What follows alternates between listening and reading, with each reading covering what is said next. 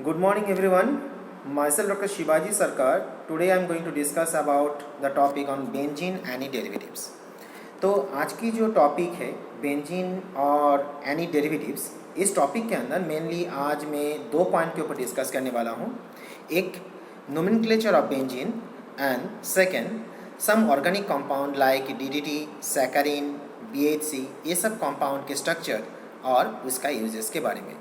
तो सबसे पहले हम लोग ये ऑब्ज़र्व कर लेते हैं, जब हम लोग बेंजीन की हम लोग उसका नोमेनक्लेचर करेंगे तो हम लोग उससे नोमेनक्लेचर कैसे कर सकते हैं.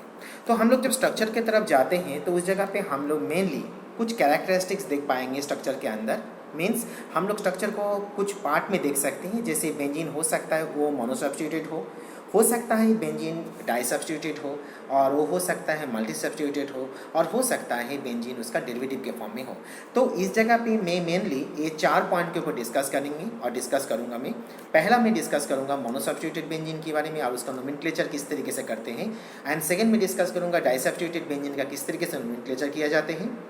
थर्ड पॉइंट पे मैं डिस्कस करूंगा जो वहाँ पर मल्टी सब्स्टिट्यूटेड बेंजीन का किस तरीके से नोमेनक्लेचर किया जाता है. और लास्ट में मैं डिस्कस ये करूँगा जो बेंजीन और उसका डेरिवेटिव्स जो होते हैं उसका जब नोमेनक्लेचर हम लोग करें तो उसका नोमेनक्लेचर हम लोग किस तरीके से करेंगे. तो सबसे पहले हम लोग ये ऑब्जर्व कर लेते हैं जो मोनोसब्स्टिट्यूटेड बेंजीन हमारे सामने रहा तो उस जगह पे उसे किस तरीके से नोमेनक्लेचर किया जाता है.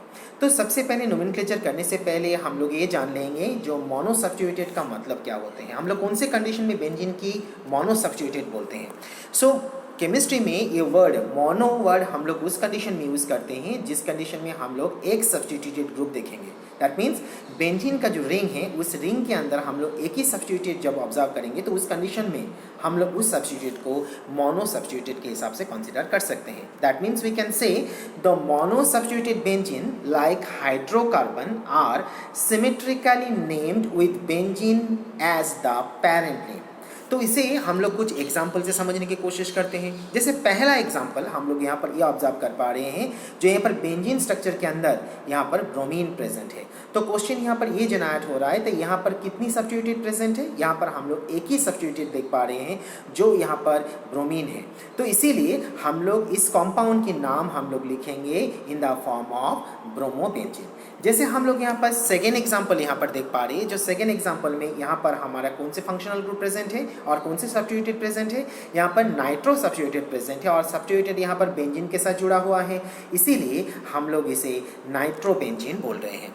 जैसे थर्ड एग्जाम्पल में हम लोग यहाँ पर ऑब्जर्व कर पा रहे हैं इस कॉम्पाउंड को हम लोग यहाँ पर फिनाइल बेंजीन बोलते हैं.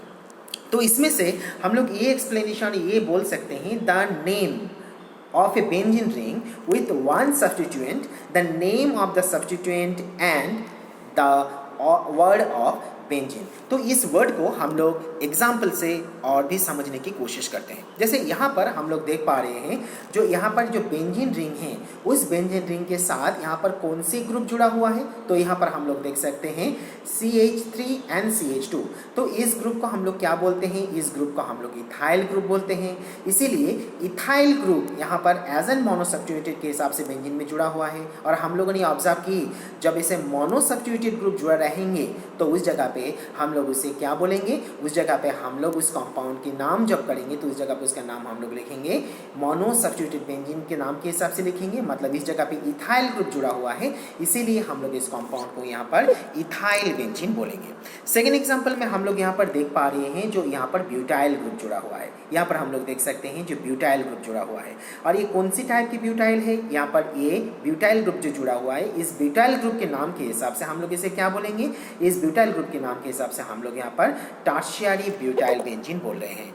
नेक्स्ट एग्जाम्पल में भी हम लोग यहाँ पर क्या देख पा रहे हैं, नेक्स्ट एग्जाम्पल में देख रहे हैं हमारे यहाँ पर क्लोरीन जुड़ा हुआ है. और क्लोरीन यहाँ पर किसके साथ जुड़ा हुआ है, बेंजीन के साथ जुड़ा हुआ है. इसीलिए सब्स्टिट्यूट यहाँ पर मोनो एक है और इसीलिए हम लोग इसे क्या बोल पा रहे हैं, इसीलिए हम लोग इसे क्लोरोबेंजीन और क्लोरो सब्स्टिट्यूटेड के हिसाब से हम लोग यहाँ पर इसे क्लोरोबेंजीन बोल रहे हैं. तो अभी नेक्स्ट पॉइंट जो यहाँ पर देख रहे हैं यहाँ पर हम लोग ऑब्जर्व कर पाएंगे जो alkyl substituted benzene. That means we can say the arene are the alkyl substituted benzene. तो यहाँ पर एल्काइल सब्स्टिट्यूटेड बेंजीन में से हमें दो चीज़ को याद रखना है और दो पॉइंट को याद रखना है. जब हम लोग बेंजीन रिंग ले रहे हैं तो उस बेंजीन रिंग के अंदर जो सब्स्टिट्यूएंट हम लोग देखेंगे, उस सब्स्टिट्यूएंट के अंदर कार्बन की क्वांटिटी कितना है। दैट मीन्स उस जगह पे कार्बन की क्वांटिटी दो भाग में हो सकता है, दो टाइप में हो सकता है। एक तो हो सकते हैं जो कार्बन की जो क्वांटिटी है वो क्वांटिटी लेस देन 6 हो, और जब कार्बन की क्वांटिटी सब्स्टिट्यूएंट में लेस देन 6 हो तो उस कंडीशन में हम लोग उस सब्स्टिट्यूएंट को एल्काइल सब्स्टिट्यूटेड बेंजीन बोलते हैं।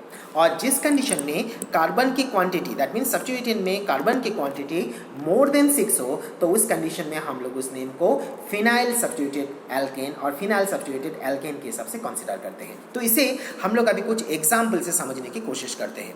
जैसे पहले एग्जाम्पल में हम लोग ये देख पा रहे हैं जो यहाँ पर बेंजीन के साथ यहाँ पर प्रोपाइल ग्रुप जुड़ा हुआ है। किसे हम लोग प्रोपाइल ग्रुप क्यों बोलेंगे? क्योंकि यहाँ पर हम लोग ऑब्जर्व कर पाते हैं कितनी कार्बन प्रेजेंट है, यहाँ पर 3 कार्बन प्रेजेंट है, और ये 3 कार्बन जो प्रेजेंट है और इसीलिए हम लोग इसे प्रोपाइल बोल रहे हैं। तो हम लोग अभी रूल पे ऑब्जर्व किया, जो कार्बन सब्स्टिट्यूटेड क्वांटिटी वो लेस देन 6 हो तो उसे हम लोग क्या बोलेंगे? एल्काइल सब्स्टिट्यूटेड बेंजीन बोलेंगे। और यहाँ पर प्रोपाइल ग्रुप प्रेजेंट है इसीलिए हम लोग इसे प्रोपाइल बेंजीन बोल रहे हैं। नेक्स्ट एग्जाम्पल जो हम लोग देख पा रहे हैं, यहाँ पर हम लोग देख रहे हैं यहाँ पर एक बेंजीन रिंग है और बेंजीन रिंग के अंदर यहाँ पर एक सब्स्टिट्यूट प्रेजेंट है। डेफिनेटली ये भी हमारा मोनो सब्स्टिट्यूटेड ही है, लेकिन यहाँ पर जो मोनो सब्स्टिट्यूटेड यहाँ पर प्रेजेंट है उस जगह पे कार्बन क्वांटिटी हम लोग कितना देख रहे हैं? इस सब्स्टिट्यूएंट के अंदर कार्बन की quantity more than 6, that means यहाँ पर 7 प्रेजेंट है।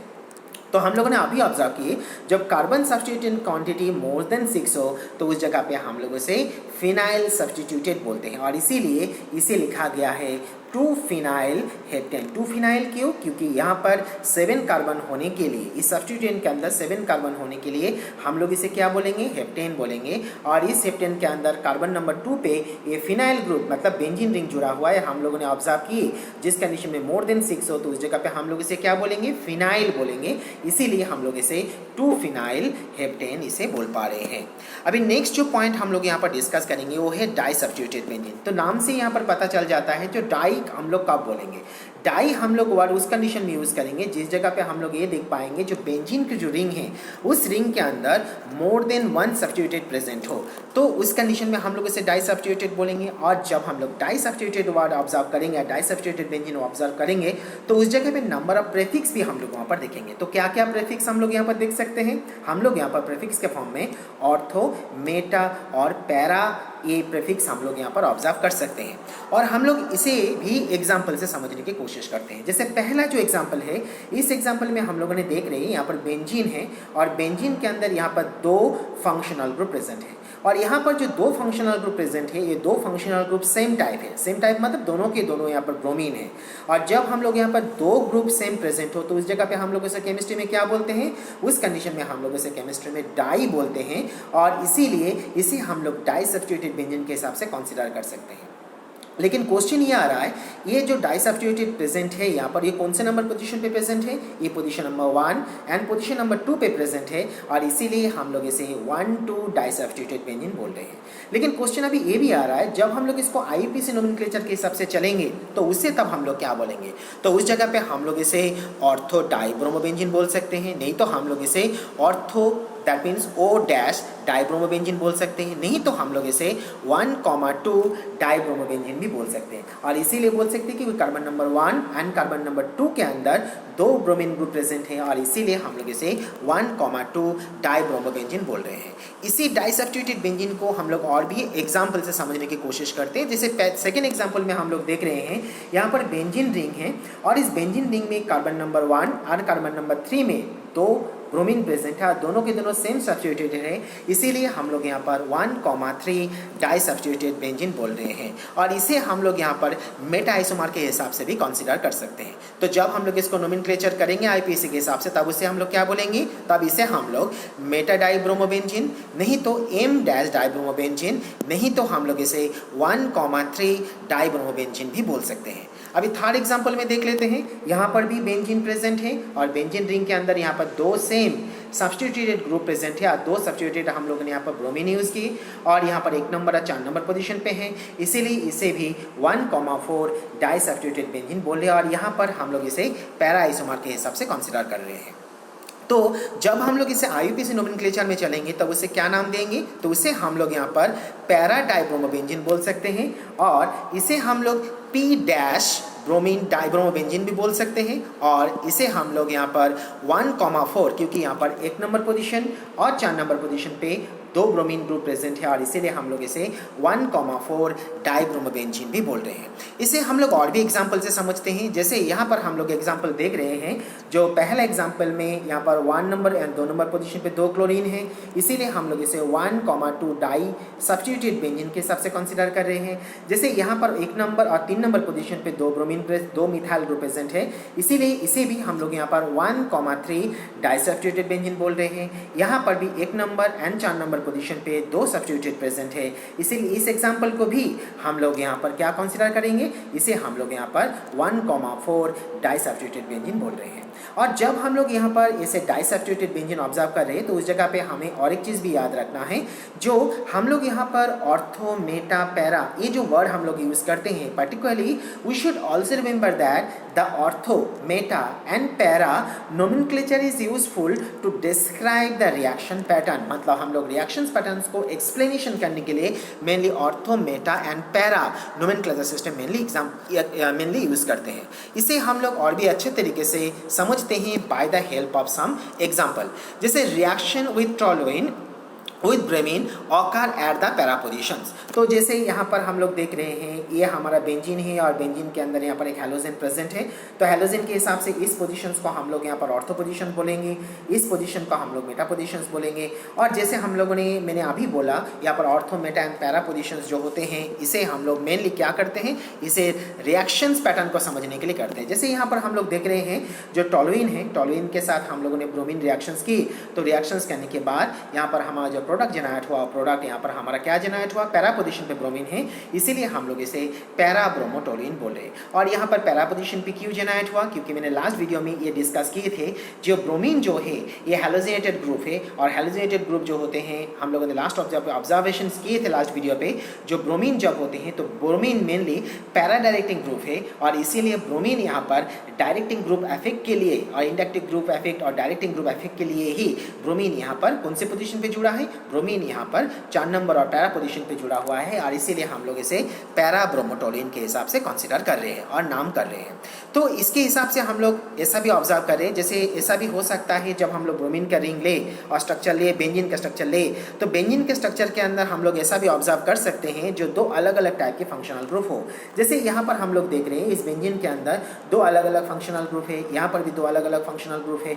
तो जैसे जब ऐसे 2 अलग अलग फंक्शनल ग्रुप होते हैं तो उस जगह पे हम लोग उसको कैसे नोमेनक्लेट करेंगे। तो पहला स्ट्रक्चर को हम लोग ऑब्जर्व कर रहे हैं जो यहाँ पर ब्रोमीन और क्लोरीन है।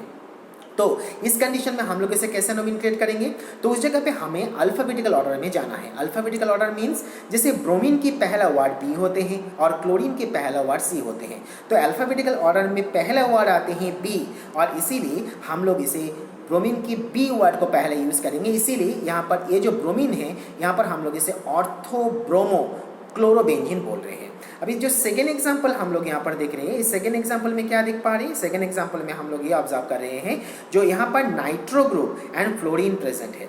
तो अल्फाबेटिकल ऑर्डर में पहला क्या आता है, अल्फाबेटिकल ऑर्डर में पहले आता है NO2 नाइट्रो एंड फ्लोरीन में दोनों में कौन सी चीज़ पहले आता है, F फ्लोरीन पहले आता है, नाइट्रो बाद में आता है, N बाद में आता है अल्फाबेटिकल ऑर्डर में।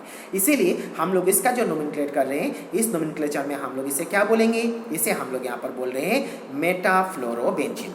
तो जैसे हम लोग और भी कुछ एग्जाम्पल देख रहे हैं, जैसे इस एग्जाम्पल में हम लोग ऐसा देख पा रहे हैं जो यहाँ पर बेंजीन के साथ CH3 जुड़ा है, यहाँ पर बेंजीन के साथ OH जुड़ा हुआ है। तो ऐसा भी हमें कुछ एग्जाम्पल हम लोग ऑब्जर्व करेंगे जिसे हम लोग ऐसा ऑब्जर्व कर पा रहे हैं जो बेंजीन के साथ जब CH3 ग्रुप जुड़ते हैं तो उसे कॉमन रूट हम लोग और कॉमन नेम में हम लोग उसे क्या बोलते हैं, तो कॉमन नेम में उसे हम लोग टोलुइन बोलते हैं। और जब OH ग्रुप जुड़ते हैं तब कॉमन नेम में हम लोग क्या बोलते हैं, तो कॉमन नेम में हम लोग उसे टोलुइन बोलते हैं। तो जब हम लोग नोमेनक्लेचर करें, उस नोमेनक्लेचर में जब हम लोग इसे कॉमन रूट ऑब्जर्व करें तो उस जगह पे कॉमन रूट को हमें कंसीडर करना है। तो कैसे कंसीडर करना है, जैसे पहले एग्जांपल में यहाँ पर CH3 बेंजीन के साथ जुड़ा है तो कॉमन नेम उसका और कॉमन रूट उसका हुआ यहाँ पर टोलुइन। इसीलिए हम लोग इसका नाम कैसा लिखेंगे, पैरा पोजिशन में ब्रोमीन है और कॉमन रूट के हिसाब से हम लोग इसे बोल रहे हैं पैरा ब्रोमोटोलुइन। इस जगह पे नाइट्रो हमारा ऑर्थो पोजिशन पे जुड़ा है और यहाँ पर कॉमन रूट क्या है, फिनाइल है, क्योंकि हाइड्रोक्सिल ग्रुप बेंजीन के साथ जुड़ा हुआ है और इसीलिए हम लोग इसे ऑर्थोनाइट्रोफेनॉल बोल रहे हैं। इसे हम लोग और भी एग्जाम्पल से समझते हैं। जैसे यहाँ पर हम लोग देख पा रहे हैं जो 2 नंबर पोजीशन और 4 नंबर पोजीशन पे 2 ब्रोमीन जुड़ा है और यहाँ पर हमारा कॉमन रूट क्या है, कॉमन रूट यहाँ पर फेनॉल है और इसीलिए हम लोग इसका नोमेनक्लेचर में इसे क्या बोलेंगे 2,6 डाई ब्रोमो, क्योंकि 2 ब्रोमीन जुड़ा है, डाई ब्रोमो और कॉमन रूट यहाँ पर फेनॉल है और इसीलिए हम लोग इसे बोलेंगे 2,6 die bromo phenol. Next example में भी हम लोग यहाँ पर ये ऑब्जर्व कर पा रहे हैं बेंजीन के साथ यहाँ पर क्या है कार्बोक्सिल ग्रुप जुड़ा हुआ है। कार्बोक्सिल ग्रुप जब बेंजीन के साथ जुड़ते हैं तो उसके कॉमन नेम क्या होते हैं, कार्बोलिक और बेंजोइक एसिड होते हैं। तो ये बेंजोइक एसिड में यहाँ पर क्लोरीन जुड़ा हुआ है जो मेटा पोजीशन पे है और इसीलिए हम लोग इसे नामकरण क्या करेंगे आईपीएसी में, इसे हम लोग नाम बोलेंगे मेटा क्लोरो बेंजोइक एसिड। तो जैसे हम लोगों ने डाई सब्स्टिट्यूटेड देखा उसी तरीके से हमारे यहाँ पर मल्टी सब्स्टिट्यूटेड बेंजीन भी हो सकता है। तो उसे जब हमारे सामने जब ऐसा मल्टी सब्स्टिट्यूटेड रहे तो उस कंडीशन में हम लोग इसे किस तरीके से नोमेनक्लेट करेंगे। तो इस जगह पे भी हमें जब उसे अरेंज करना है तो उसे हम लोग पहले अल्फाबेटिकल ऑर्डर में जाना है और सेकेंड पॉइंट पे हमें ये देखना है जैसे when the substituted are present और the part of the common root then name of the molecule as an derivative of that monosubstituted benzene, the substituted that comprise the common root is located at carbon number 1। तो ये जो word मैंने यहाँ पर बोला ये word को हम लोग कुछ एग्जाम्पल से समझने की कोशिश करते हैं।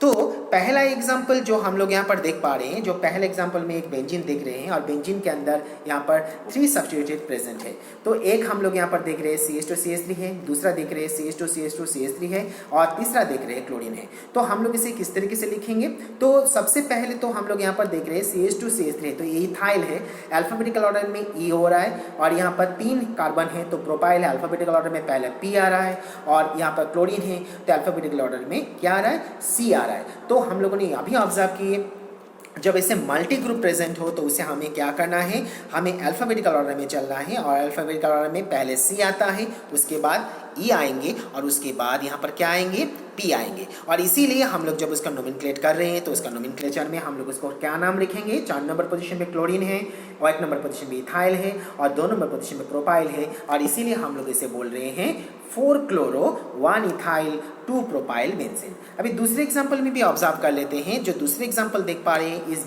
बेंजीन के अंदर यहाँ पर NH2 प्रेजेंट है। तो हम लोगों ने अभी ऑब्जर्व किया जब ऐसा ग्रुप प्रेजेंट हो तो उस कंडीशन में हम लोग उसे पेरेंट और कॉमन नेम में और कॉमन रूट क्या लेंगे, जो NH2 ग्रुप बेंजीन के साथ होते हैं तो उस जगह पे कॉमन रूट क्या आ जाता है उसका, उस जगह पे हम लोग उसे कॉमन रूट और कॉमन नेम में उसे एनिलीन बोलते हैं। अभी इस एनिलीन के अंदर क्लोरीन यहाँ पर 2 नंबर पोजीशन पे है और यहाँ पर क्लोरीन दूसरा क्लोरीन 5 नंबर पोजीशन पे है। तो इसे भी हम लोग जब अरेंज करेंगे तो उसका क्या रूल अप्लाई करना है, तो पहले हम लोगों ने कॉमन रूट देख लिया, कॉमन रूट में उसका नाम आ रहा है एनिलीन एंड सेकेंड पॉइंट में हम लोग क्या देख पा रहे हैं, द डिजाइन सेकेंड पॉइंट में हम लोग ये देख पा रहे हैं that is the design the positions of the NH2 group as 1 and then assign the lowest possible set of number to the substituent. तो इस रूल के हिसाब से हम लोग जब चले तो उस जगह पे हम लोग ये ऑब्जर्व कर पा रहे हैं 2 नंबर और 5 नंबर पोजीशन पे यहाँ पर क्लोरीन है और 2 क्लोरीन है, इसीलिए हम लोग इसे क्या बोलेंगे 2,5 डाई सब्स्टिट्यूटेड और 2 डाई सब्स्टिट्यूटेड में यहाँ पर कौन से सब्स्टिट्यूटेड क्लोरीन है और इसीलिए इसका नाम जब हम लोग आईपीसी में लिखेंगे तो इसका नाम होगा हमारा 2,5 डाई क्लोरो एनिलीन। तो उसी तरीके से यहाँ पर भी हम लोग देख पा रहे हैं जो पहला एग्जाम्पल जो देख रहे हैं इस एग्जाम्पल में 4 नंबर पोजीशन में ब्रोमीन है और यहाँ पर हम लोग 1 नंबर 2 नंबर पोजीशन पे यहाँ पर मिथाइल ग्रुप प्रेजेंट है और इसीलिए हम लोग इसका नाम लिखेंगे 4 bromo 1,2 dimethyl benzene. Second example में भी हम लोग देख रहे हैं 2 नंबर पोजीशन पे क्लोरीन है इसीलिए 2 क्लोरो 1,4 डाई नाइट्रोबेंजीन, क्योंकि यहाँ पर हमारा यहाँ पर क्या देख रहे हैं 1 नंबर पोजीशन पे 2 नंबर पोजीशन पे क्लोरीन है और 1 नंबर और 4 नंबर पोजीशन पे नाइट्रो ग्रुप है, इसीलिए हम लोगों ने इसे 1,4 डाइनाइट्रोबेंजीन बोल रहे हैं। और इस जगह पे भी जो एग्जांपल देख रहे हैं यहाँ पर हमारा कॉमन नेम और कॉमन रूट क्या आ रहा है, CH3 ग्रुप यहाँ पर बेंजीन के साथ जुड़ा है तो डेफिनेटली इसे कॉमन रूट में क्या बोलेंगे, हम लोग इसको टॉलुइन बोलेंगे। तो ये टॉलुइन में हम लोग 2 number 4 number and 6 number position में नाइट्रो ग्रुप है और यहाँ पर कितनी नाइट्रो ग्रुप है, यहाँ पर 3 नाइट्रो ग्रुप प्रेजेंट है और इसीलिए हम लोग इसे 2,4,6 ट्राइनाइट्रोटॉलुइन बोल रहे हैं। तो इसे हम लोग उसी तरीके से नंबर ऑफ प्रॉब्लम को और प्रैक्टिस प्रॉब्लम को यहाँ पर हम लोग कुछ प्रैक्टिस करके यहाँ पर हम लोग देख लेते हैं। जैसे पहले एग्जांपल हम लोगों ने ब्रोमीन एंड क्लोरीन देख रहे हैं तो इसे हम लोग क्या लिखेंगे, Meta bromo chlorobenzene. Second example में हम लोग इसे क्या लिखेंगे, सेकेंड एग्जाम्पल में हम लोग इसे लिख सकते हैं 3-methyl butyl benzene. And last example जो देख रहे हैं यहाँ पर हम लोग इसे क्या बोलेंगे, para bromo aniline. Para bromo aniline क्यों बोले, क्योंकि यहाँ पर ब्रोमीन जो है ये पैरा पोजीशन पे है और कॉमन रूट यहाँ पर NH2 बेंजीन के साथ जुड़ा है, इसीलिए हम लोग इसे क्या बोल रहे हैं, इसीलिए हम लोग इसे एनिलीन बोल रहे हैं और इसी कंडीशन में हम लोग इसे पैरा ब्रोमो एनिलीन बोल पा रहे हैं। तो अभी जैसे कुछ बेंजीन को ऐसा भी देखेंगे जब बेंजीन उसका डेरिवेटिव के फॉर्म में हो, जब उसका डेरिवेटिव के फॉर्म में हो तब उसे कैसा देखेंगे। तो पहला चीज़ हम लोग देख रहे हैं जब बेंजीन के अंदर जब बेंजीन के अंदर कोई सब्स्टिट्यूट, जैसे हम लोग देख रहे हैं the benzene substitute is carried called as an phenyl group and it can be abbreviated in the form of the PH, जो हम लोग उसको पीएच के फॉर्म में लिखते हैं। सो द फिनाइल ग्रुप जैसे C6H5 is formed by removing the one hydrogen from benzene. That means हम लोग बेंजीन की तरफ से जब एक हाइड्रोजन को निकाल देंगे तो वो जो ग्रुप को जनरेट करेंगे उस ग्रुप को हम लोग यहाँ पर फिनाइल ग्रुप बोलते हैं। और उसी तरीके से जब हम लोग बेंजीन के अंदर जब हाइड्रोक्सिल ग्रुप को जोड़ देंगे तो उस जगह पे हम लोग इसे क्या बोलेंगे, उस जगह पे हम लोग इसे फिनॉल बोलते हैं। और उसे एब्रिवेटेड कैसे प्रेजेंट किया जाता है, उसे एब्रिवेटेड प्रेजेंट किया जाता है PHOH के फॉर्म में।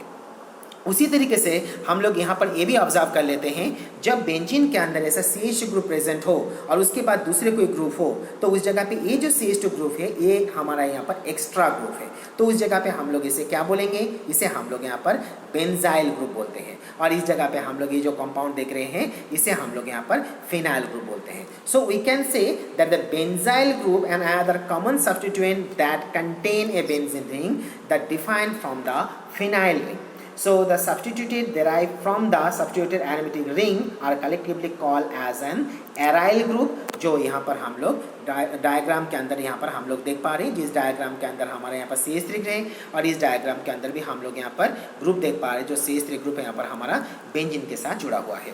तो ये जो नोमेनक्लेचर मैंने यहाँ पर दिखाया तो यहाँ पर मेनली मैंने 4 भाग में यहाँ पर दिखा दिया। एक मोनो सब्स्टिट्यूटेड हो सकता है, दूसरा डाई सब्स्टिट्यूटेड हो सकता है, तीसरा मल्टी सब्स्टिट्यूटेड हो सकता है और हम लोग ने दूसरा भी ऑब्जर्व किए जब बेंजीन और उसका डेरिवेटिव हो तो उस जगह पे हम लोग उसका नोमेनक्लेचर किस तरीके से करेंगे। तो अभी जो पॉइंट में डिस्कस करने वाला हूँ वो वहाँ पर हम लोग ऑब्जर्व करेंगे कुछ ऑर्गेनिक कंपाउंड के स्ट्रक्चर और उसका यूजेस के बारे में। तो सबसे पहले हम लोगों ने यहाँ पर DDT के स्ट्रक्चर देख पा रहे हैं और DDT के स्ट्रक्चर के अंदर यहाँ पर क्लोरीन यहाँ पर 2 पैरा पोजीशन पे प्रेजेंट है और इसीलिए हम लोग इसे P' डाइक्लोरोफिनाइल ट्राइक्लोरो इथेन हम लोग बोल रहे हैं, जिसे हम लोग यहाँ पर DDT के फॉर्म में जानते हैं। अभी क्वेश्चन ये आ रहा है इस DDT का यूजेस क्या है। तो DDT का यूजेस ये है the DDT widely use in world war two fight against the malaria and second from 1950 to 1980 it was heavily use as an pesticides for the agriculture. Second point में हम लोग देख रहे हैं सैकरीन है और सैकरीन के स्ट्रक्चर भी हमें यहाँ पर देख पा रहे हैं। जो सैकरीन के स्ट्रक्चर के अंदर कार्बोनिल ग्रुप है, यहाँ पर नाइट्रोजन हाइड्रोजन के साथ जुड़ा हुआ है और यहाँ पर कार्बन हाइड्रोजन देख पा रहे हैं, इसीलिए हम लोग यहाँ पर इस कंपाउंड को एरोमेटिक के हिसाब से भी कंसिडर कर रहे हैं।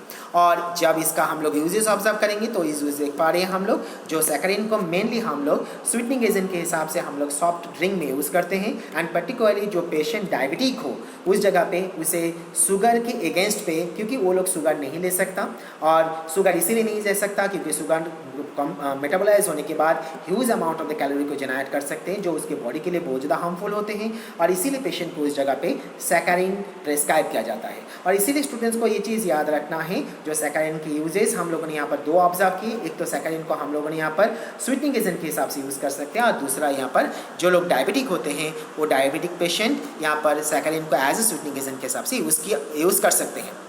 नेक्स्ट जो पॉइंट देख रहे हैं वो यहाँ पर BHC है और BHC को हम लोग यहाँ पर बेंजीन हेक्साक्लोराइड बोलते हैं और इसका जो यूजेस हम लोग यहाँ पर ऑब्जर्व कर रहे हैं। पर्टिकुलरली ये जो BHC होते हैं ये BHC हम लोग स्कैबिसिस में यूज़ करते हैं और हमें ये भी याद रखना है it should be work against the very tiny insect and their eggs and which are mainly responsible for the scabies। और इस जगह पे हमें ये भी याद रखना whenever the person they are affected or infected by the help of scabies then these are called as an infestation, that means these are called as an infestation। सो ये BHC की यूजेस हम लोग मेनली हम लोग यहाँ पर use करेंगे in the against of the scabies. And यहाँ पर हम लोग क्लोरामाइन देख रहे हैं और इस क्लोरामाइन के स्ट्रक्चर के अंदर हम लोगों ने नाइट्रोजन एंड हाइड्रोजन और क्लोरीन हम लोग यहाँ पर ऑब्जर्व कर पा रहे हैं। उसके साथ ही साथ हम लोग इलेक्ट्रॉन पेयर भी यहाँ पर ऑब्जर्व कर रहे हैं उसका स्ट्रक्चर के अंदर। और दूसरा जो इसके यूजेस है ये मेनली वाटर को सॉफ्ट करने के लिए और डिसइंफेक्टेंट करने के लिए यूज़ किया जाते हैं। और दूसरा, जब भी कोई पर्सन इकोलाई से अफेक्टेड होते हैं तो उस जगह पे उस इकोलाई को किल करने के लिए हम लोग यहाँ पर क्लोरामाइन को यूज़ करते हैं। तो ये जो स्ट्रक्चर हम लोगों ने यहाँ पर ऑब्जर्व किया, जैसे हम लोगों ने यहाँ पर DDT ऑब्जर्व किया, सैकरिन यूज़ किया, देखा, BHC ऑब्जर्व किया, क्लोरामाइन ऑब्जर्व किया। तो जब ये क्वेश्चन को पूछा जाता है यूनिवर्सिटी लेवल में तो उस जगह पे क्वेश्चन को ऐसा पूछा जाता है कि ये सब स्ट्रक्चर को ड्रॉ करो और उसका यूजेस के बारे में लिखो। तो स्टूडेंट्स को ये स्ट्रक्चर ड्रॉ करना है और उसके साथ ही साथ उसका यूजेस को एक्सप्लेनेशंस करना है। तो आज की वीडियो में मैंने 2 ही पॉइंट को याद करवाया स्टूडेंट्स को। पहला चीज़, जो हम लोग बेंजीन को जब नोमेनक्लेचर करेंगे तो उसको किस तरीके से नोमेनक्लेचर करेंगे, और दूसरा कुछ ऑर्गेनिक कंपाउंड के बारे में मैंने बोला, उस ऑर्गेनिक कंपाउंड को हम लोग किस तरीके से उसका स्ट्रक्चर को लिखेंगे और उसका यूजेस क्या होंगे, जो मैंने इस वीडियो में दिखाया। तो इस जगह पे आज के वीडियो में सब इतना ही था और सभी स्टूडेंट्स को और सभी व्यूअर्स को मेरा वीडियो देखने के लिए, ऑब्जर्व करने के लिए, कमेंट करने के लिए और इसे सब्सक्राइब करने के लिए number of thank use and many thanks. So if any students and any viewer having any type of the comments regarding this topic, so please they ask this question in the comment box. And in next video में मैं discuss करने वाला हूँ phenol के बारे में और उसका प्रॉपर्टीज़ के बारे में, उसका एसिडिसिटी के बारे में, और वो एसिडिसिटी कौन से सब्स्टिट्यूएंट है जो उस एसिडिसिटी को प्रमोट करते हैं। Thank you.